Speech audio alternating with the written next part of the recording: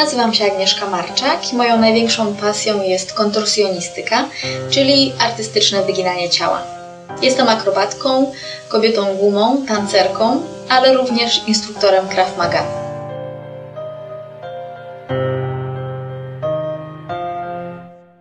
Na scenie wszystko jest inne. To miejsce, które łamie schematy, pełne jest kolorów i magii. Według mnie artystą jest człowiek, który umie zaprosić swojego widza do tego świata i oprowadzić go po nim. Kiedy występuję, czuję, że spełniają się moje marzenia, znikają wszystkie problemy i jestem szczęśliwa.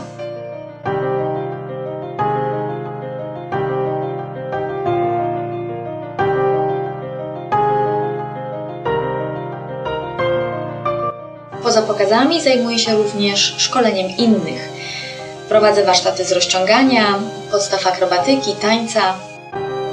Obserwacja postępów moich podopiecznych pozwala mi ciągle ulepszać opracowaną przez siebie metodę rozciągania i metodę treningu świadomości własnego ciała. Ta pasja obecna jest w moim życiu tak naprawdę od dzieciństwa, które było bardzo nietypowe i wcale niełatwe. Moi rodzice również byli artystami i kiedy wyjeżdżali na występy po całym świecie, ja zostawałam na całe miesiące z babcią. Później, gdy założyli własny cyrk, żebyśmy mogli widzieć się częściej, przyjeżdżałam tam na każde wakacje.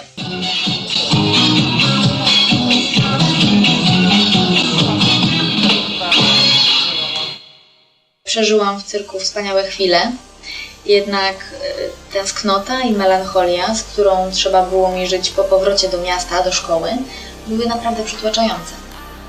Zauważyłam, że trenowanie sportów i nabywanie nowych umiejętności pomaga mi radzić sobie z tymi emocjami.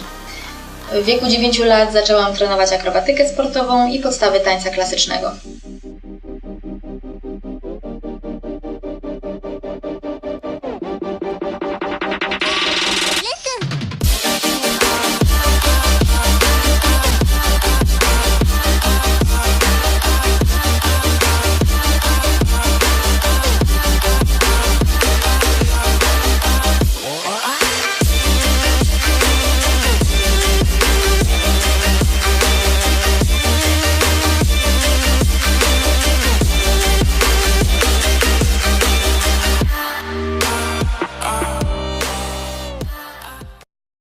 Dwa lata temu dowiedziałam się, że mam wrodzoną przepuklinę oponową w odcinku lędźwiowym kręgosłupa i pomimo, że nie jest ona dla mnie niebezpieczna, to powoduje pewien dyskomfort i w pewnym sensie ogranicza moją mobilność.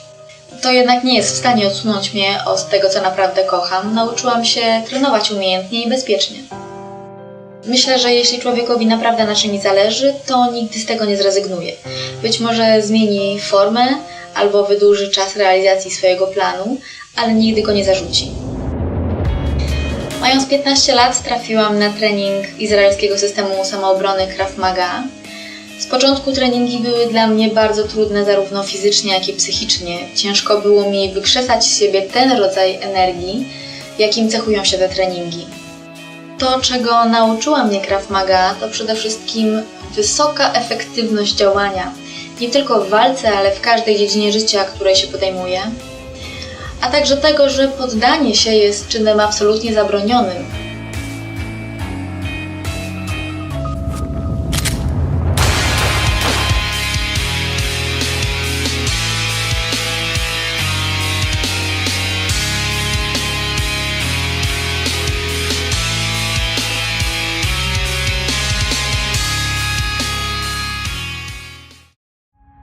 Co uważam za swój największy sukces?